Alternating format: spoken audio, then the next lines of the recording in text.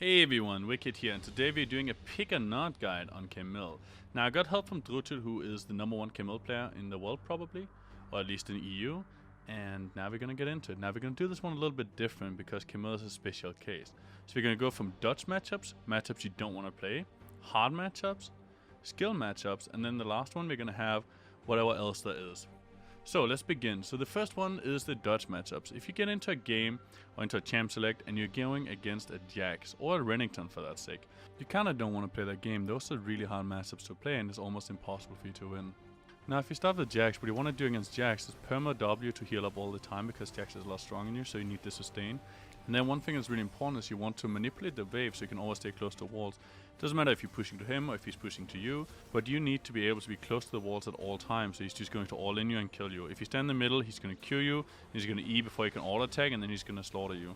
So always stand close to the walls. And if you're standing close to the walls and he jumps on you, just E quickly on the wall, E on him, and then just walk out and you'll be fine. You can W him and heal up. Now Renekton's a little bit easier, but at the end of the day, the problem is Blade Ring King's extremely strong against Camille right now, and it works wonderful on Renekton. So it's really hard to play Camille into Renekton because once he gets his Blade Ring King, you can't do anything. He's gonna almost one-shot you. And before he gets it, once he gets his Cutlass, he's also extremely strong. And once he's level 6, he'll just beat you all the time. So you could potentially try and snowball pre-6 and get ahead and then win the matchup that way. You'll have to need some jungle help. You have to cry for your jungler, because if you don't get jungle help, you'll never win this matchup unless you completely outskill him. Alright, next up we have hard matchups. These matchups you can play, but they're very difficult to do so.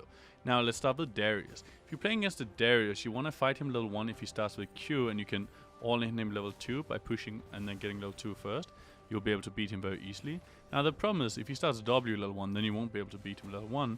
So you need to find out what he's starting and then play according to that. If he starts W, play passive, let him push into you, and just sit back, chill, and just farm. You don't need to do anything crazy. Now after the first couple of waves, what you want to do is you want Darius to always push you in and just sit near your tower, farm, chill, and just scale up. You'll be completely fine if you manage to scale. The thing with Darius is most people run Flash and Ghost, so if you push him, he can run you down and kill you extremely easy. But if you're near your tower, you'll always be safe, and also Camille's extremely good with jungle help, so it's very easy to get a kill on Darius if your jungler comes up, as long as he's far away from his tower. Next up we have Tryndamere. Tryndamere is another champ that's very difficult to play against. You have to be careful if he's all in level 1. A lot of Tryndameres run Ghost and he can run you down and kill you at level 1 if you just decide to fight him. So what you want to do is play a little bit passive early game. You don't need to go crazy or anything. Now what you want to do is you want to save your hookshot. If he engages on you with his spin, then you can instantly disengage and win that trade. And regarding fighting him outside of that, you only win whenever his Fury bar is down. So your goal is to scale and just chill. You don't want to go crazy. And if you're trying to kill him, remember it only works if his Fury is down. If you got Fury, he's gonna beat you. Also against the Tryndamere, if they have an AD jungler, it's very good to rush Ninja Tabais. Next up we got Poppy. Poppy is pretty annoying because your hookshot is almost useless. It's very hard to use it. The only way to use it is if you're very close to the wall and you can instantly use it on her. But she can also slam you into the wall, so it's very dangerous to do so. Now this is a pretty difficult matchup, so what you want to do against Poppy when you're going for farm is you walk up, you Q her instantly, get your shield up, and then you get the minions. It's very important to get the shield to avoid her damage because she's slowly going to chunk you down. You can also W for healing, so you'll be fine. Now your goal is to scale. You will outscale her, but early games can be very rough, and it's also hard to gank her because her W counters your hookshot so easily. Next up we have Mordekaiser. Mordekaiser is a champion that you have to beat pre-6. If you don't beat him pre-6, you won't be able to kill him until you have a lot of items and you scaled up.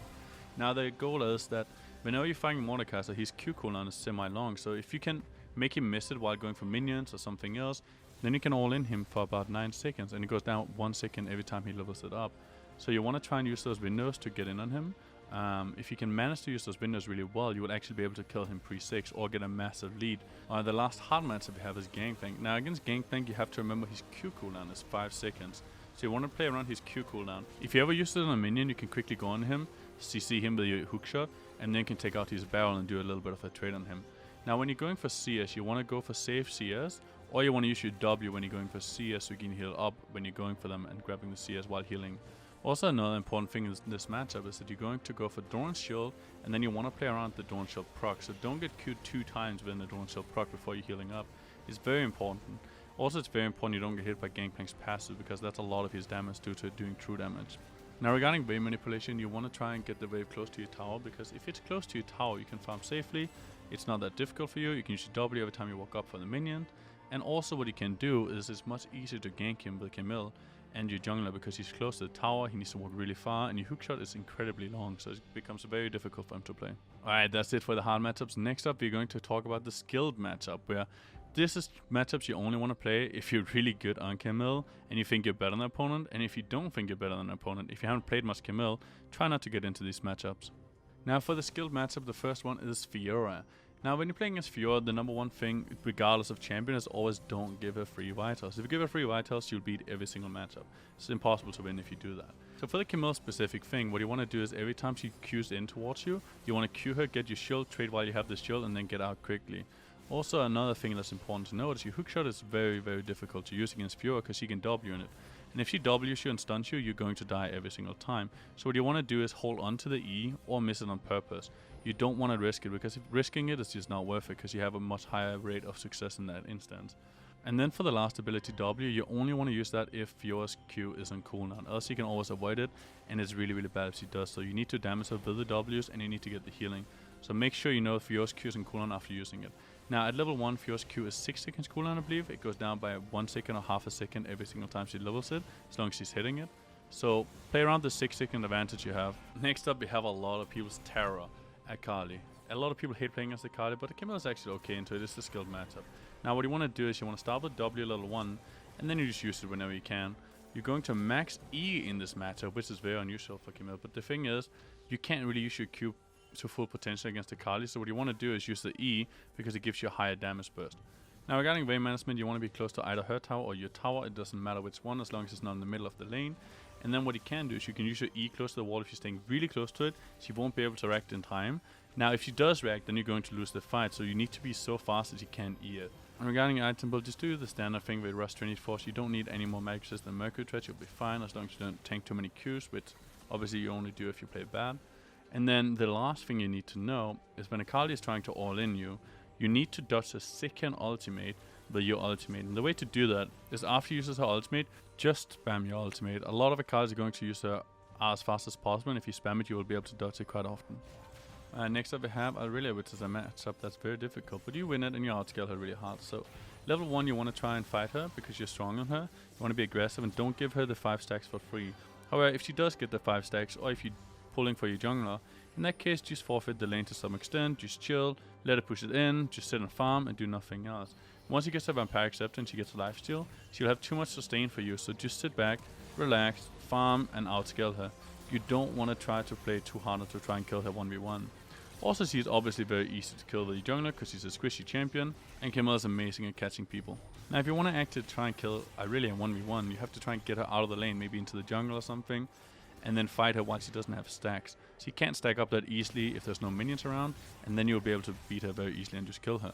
But if you're in the minions, she will win almost every single time. Alright, last but not least, we have Riven in the skilled matchup. Against Riven, you're strong at level 1, so you want to walk up with your Q, assert dominance with your passive, and you have bone plating as well in this matchup, you need it.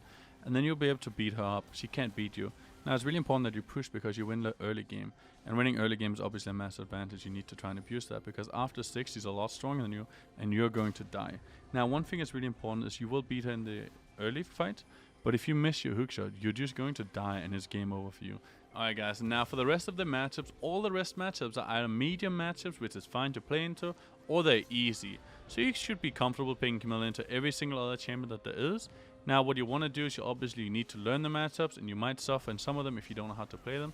Now if you want a little bit of help on how to play against all the matchups for Camille, Trutul and I have a matchup sheet for Camille where we tell you how to play the matchups. If they're difficult, they're rated from 1 to 10, and it also tells you what kind of items to buy, runes to run, and everything. That matchup sheet is available to all of our Twitch subs because we want to try and give back to the community. Anyways, that's it for the guide. I hope you guys liked it. Leave a comment, tell us what you think, and I'll see you guys next time.